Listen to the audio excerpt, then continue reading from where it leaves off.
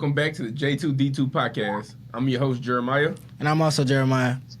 And today we have the honor and privilege to have with us today from Jackson, Missouri, former SBU receiver, record breaker, father, and current 2025 NFL draft prospect, Jordan Kent. Welcome to the pod, man. Thank you. Okay, so during your time at SBU, you were first-team All-GOVC, 153 receptions, 2,648 career yards, 28 touchdowns, first all-time yards per catch in a single season in SBU history, first all-time in SBU career average yards per catch, fourth all-time SBU career receiving yards, and third all-time SBU receiving touchdowns. So we know you as a football player, but what is Jordan like off the field? It's short and sweet. I'm a family man. If I'm not doing a workout or anything, then I'm just at home with the family chilling. So that's pretty much it, really. Yeah, man. How's the fatherhood going? It's going good. It's a blessing, really. Just seeing something new every day with them. He's taught me a lot, really, patience and a lot more responsibility that comes with that. For sure. Being your teammate, like I remember seeing you so these stats is it's like only the people on the outside, like they see that, but they don't see the work that you put in. And like being your teammate, like we was able to witness that and like see you grind. And so it was just amazing to see that. And Appreciate that. I know you had some adversity in high school that you went through. Your last season of high school, you played 3 games on a torn ACL. And did you know that it was torn at that time? Or was it a situation that you feel like you needed to keep playing?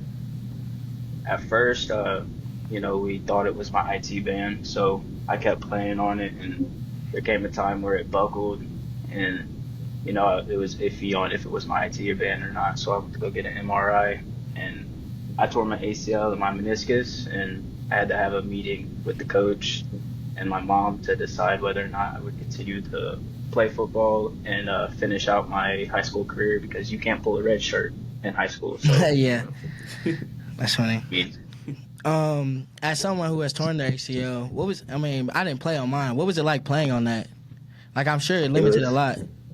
Oh yeah, you can't. It was hard making tough cuts, but there were times where I remember celebrating and just going up and jumping up with one of my teammates and then coming back down and my knee just buckled. So it was very tough, honestly, but we did it. So so how was your mental health during that time, knowing that you had that year to solidify your career and maybe move on to the next level, but unfortunately tearing your ACL? What was that like? At first it was tough, just because I had the mindset going into senior year that I was gonna continue playing football in college, and then that happened, and it was tough, honestly, at first, but I had family and friends that kind of was just there to support me and pick me back up whenever I needed it. But yeah. Yeah, man, it's tough. High school recruitment is tough to begin with, and then to tear your ACL your senior year. We all know that's the year where it's like make or break year, and like that's the year that really the scouts look forward to see like, okay, what you develop into now, and to see if we go bring you on. So yeah, man, that's tough, man, and there's definitely some adversity that you went through and overcame. And so we came back though. Yeah, for sure. Yeah. So you took a gap year before going to college, and I seen that you worked on roofs. At any point during that time, did you ever think twice about going to play college football? Every day, just like that. But roofing, it wasn't bad. Like I have nothing against roofing or anything, but I knew I was gonna regret it if I continued to roof, and I just didn't take that chance to go and try to play college football. So every day I thought about playing football. So. Yeah, you could have went and obviously started making money like you did with the roofing. What led you back to football? And can you talk about your journey and what led you to SBU? What led me back to football was just having a passion for it and looking at my talent and not wanting it to just be a waste and wanting to work on the rooftop. whatnot. But uh, how I got there was I contacted Cooper Callis and uh, working on the rooftop. I really didn't know how to go about it on how to get back in college and play, but Cooper Callis was a good resource for that. He's the one that brought me back and opened up doors for me to continue my college career. Yeah. So how was it that first year going in, like as far as mental wise, knowing you took a gap year and knowing they had like recruits and stuff that they had in, and knowing that like they got specific people who they like already and stuff like that. How was that? Yeah, it was honestly a gamble because I didn't have a scholarship coming in playing football, and I really needed to get put on scholarship. Otherwise, I didn't know how I was going to pay for college. So it was that mindset and really just coming in and trying to find a spot, and I did it. So Yeah, for sure. Starting out as a walk-on, that's obviously, you got to bet on yourself. What gave you that confidence knowing that you can earn a scholarship, and how long did that take? What gave me the confidence was just the friends that I had around me just telling me that you can do it, you belong. Biggest challenge in college, and how did you overcome that?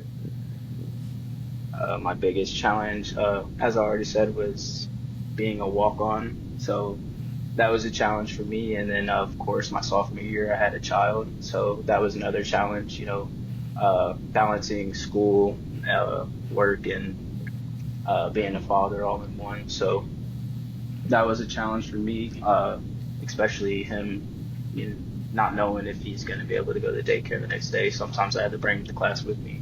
So that was definitely a challenge. Right. Yeah, I do remember seeing him in the training room sometimes, for sure. Yeah.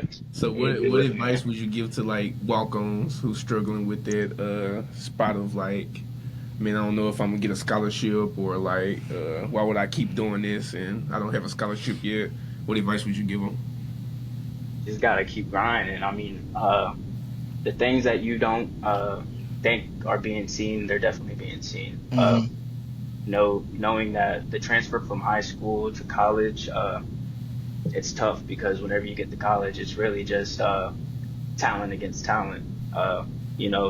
If it's talent against talent, it's going to take more than just talent. So the preparation and what you're doing off the field, that all correlates to how you're going to do in college.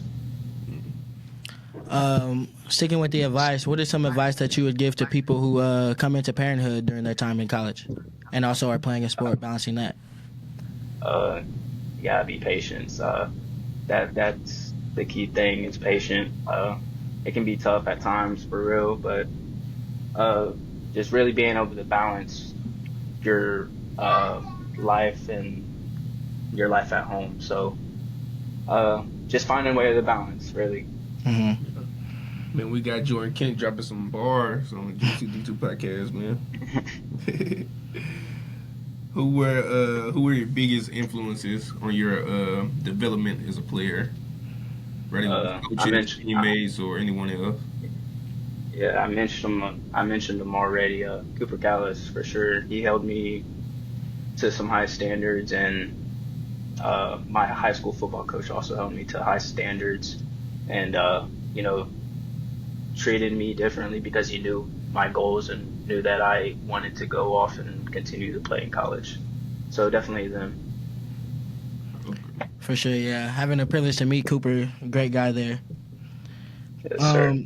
How would you say that you evolved as a player since your first year coming here in college? I evolved as a player because in high school it was more of a running scheme. I'd get the ball and run it. Going into college, it was more focused on wide receiver.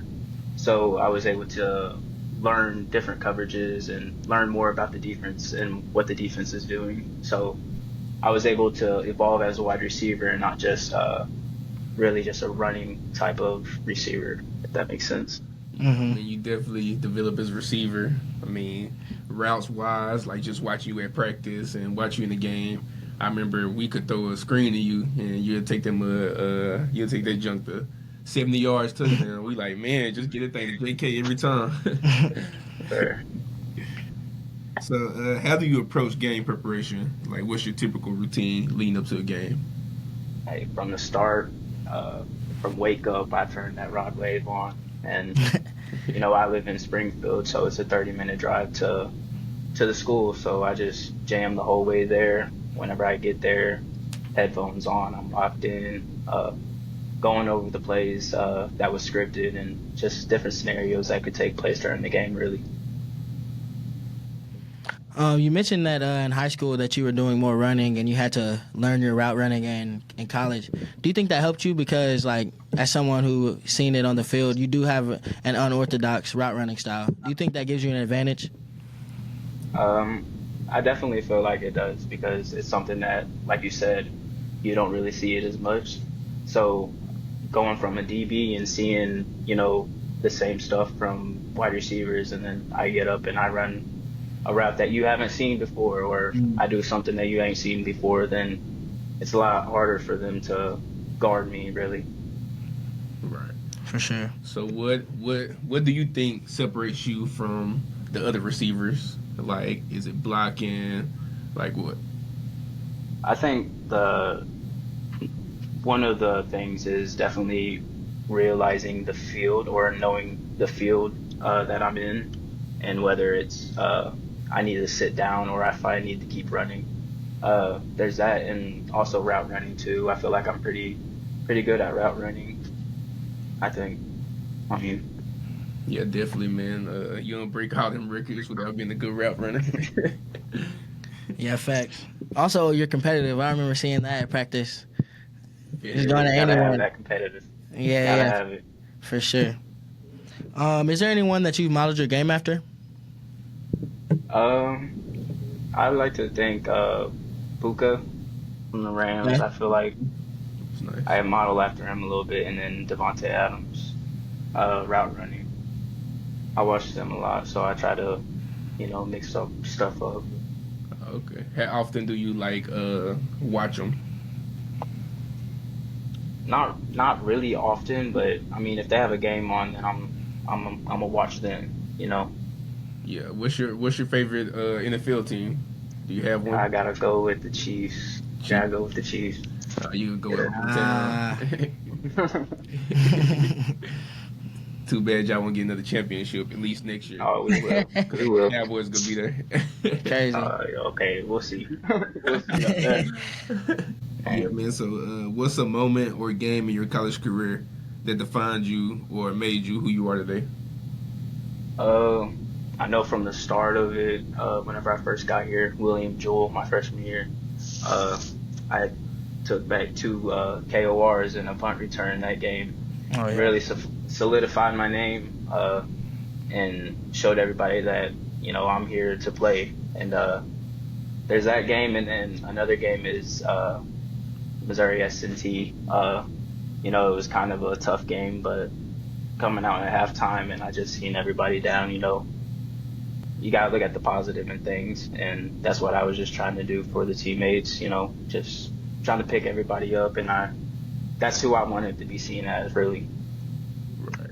I mean, talking about William Jewell, it just made me think about them and just how they was like the stepping stool. Like ever since you've been here, I'm pretty sure they was the stepping stool, and this year they hired a new coach, and like they made some noise. Like, how do you feel about that? It's just like a grovel, like doing it, Yeah. and they change.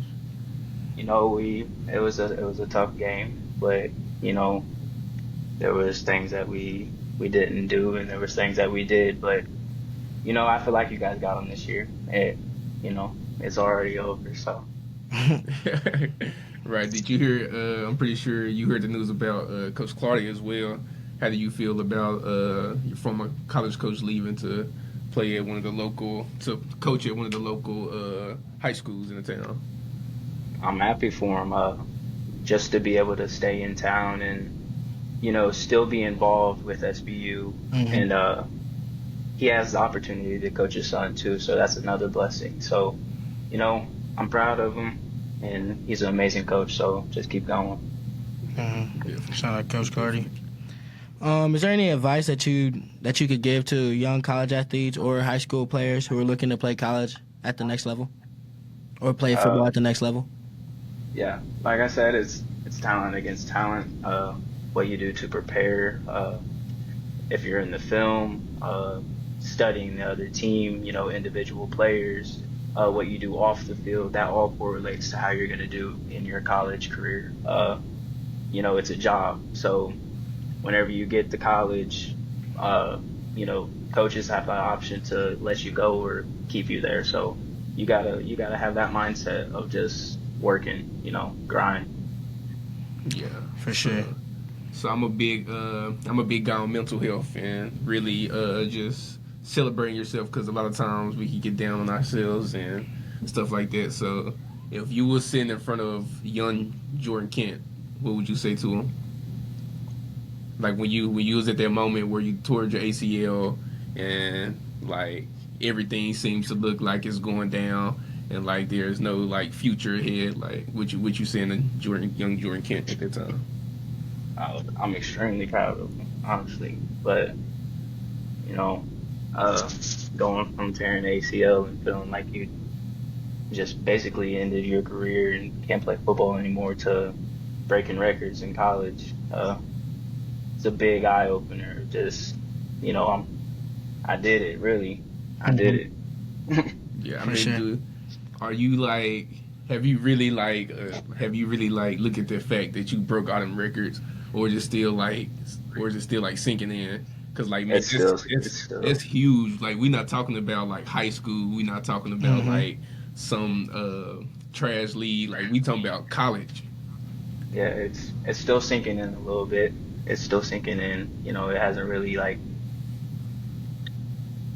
I don't know. It hasn't really like felt like I broke records, but I mean, it's gonna feel like it, I'm sure, as time goes by.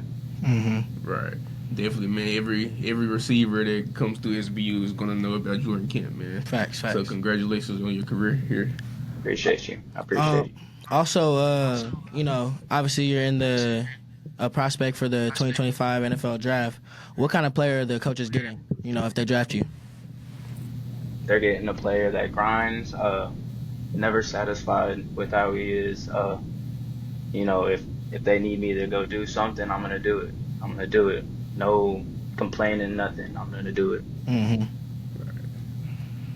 So do you have tell us about any like future plans like pro day, tryouts? Do you have any of those? So I just honestly just had a coach reach out to me from the AFL from Oregon, and my agent is in contact of getting me a training camp with the Winnie Pigs for CFL come April's 26th. So that's still in the talks, but as of right now, we're still grinding until it comes. Well, for sure, man. We wish you the best of luck, in your football career, and we appreciate you for stopping in with us. I appreciate you for having me. This is the J2D2 Podcast. Make sure y'all check out the other videos and subscribe and stay tuned. Yes, sir.